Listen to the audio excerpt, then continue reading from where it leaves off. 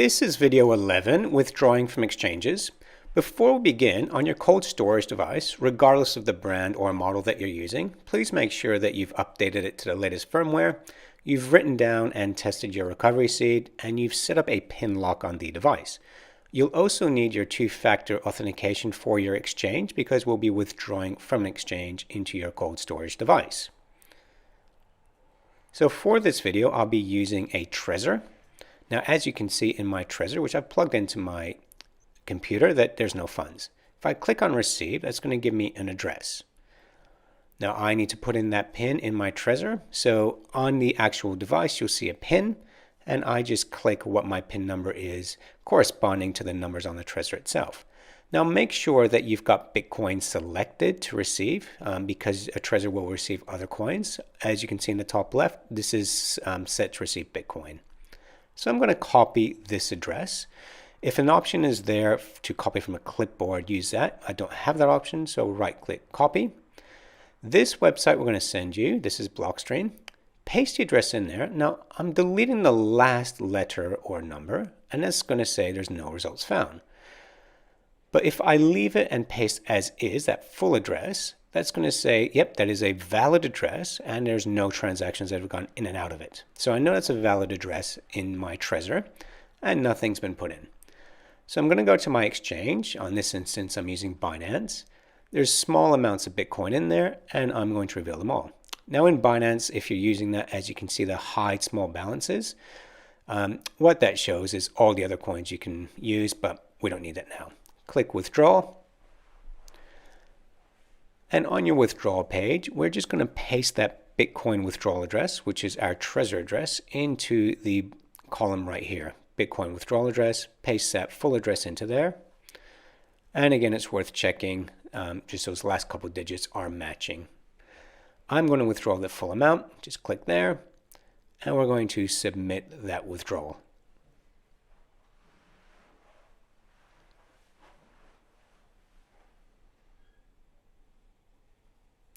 Now here I need to put in my two-factor authentication code, which is those 6 numbers that will pop up on your 2FA.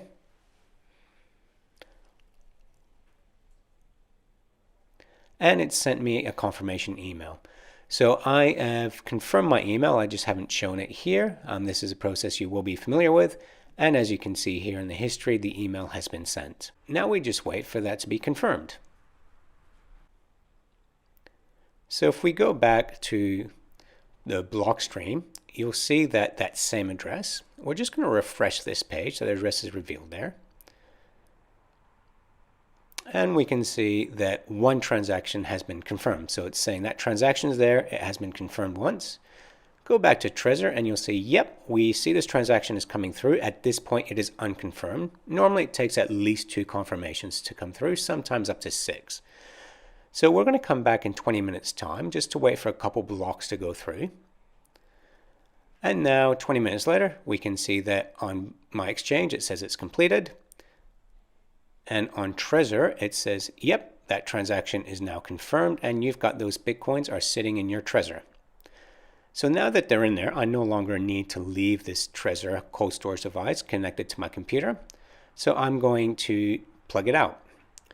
So to do that, I don't want to forget the device because I'm going to use it again in this computer. So I'm going to lock the device.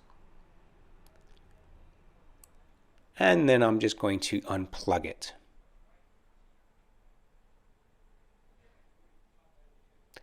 Now, this alert saying you want to forget Patrick. No, I don't at this stage because I'm going to be using again. Just remember it. And it says that the device has been disconnected. And then this is where I simply just store my device in a very safe place.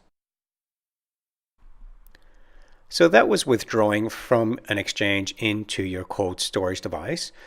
Now that process should be similar regardless of which cold storage device you're using, the brand or the model. And again, we do recommend you try it out with the smallest amounts of Bitcoin, just so you're comfortable with the process before you move large amounts into your cold storage device. Coin Compass recommends that you do move your Bitcoins from an exchange into a cold storage device. But if you're doing this with a large amount of Bitcoin, then please contact us directly for an individual strategy, as it's not advisable to have large amounts of Bitcoins on only one cold storage device. Thanks for watching. All resources mentioned are in the description of this video. With your Bitcoin Basics video guides purchase, you also gain access to this video series for 30 days, Coin Corner newsletters for 3 months, 20% off any help desk credits for 3 months, Bitcoin Begins booklet, the full edition, PSAs, these are emergency alerts for 3 months as well.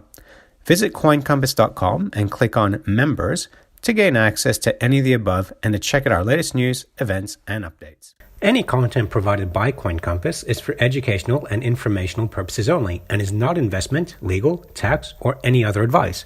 A qualified professional should be consulted before making any financial decisions. Coin Compass is not a money transmitter nor broker, so it cannot buy Bitcoin or any other cryptocurrency assets on your behalf. Coin Compass will at times recommend certain products, services, and technologies, but these are opinions based upon our experience and not endorsements. We take no liability for out-of-date or inaccurate information, software bugs, manufacturing errors, technology misuse, or issues involving third parties.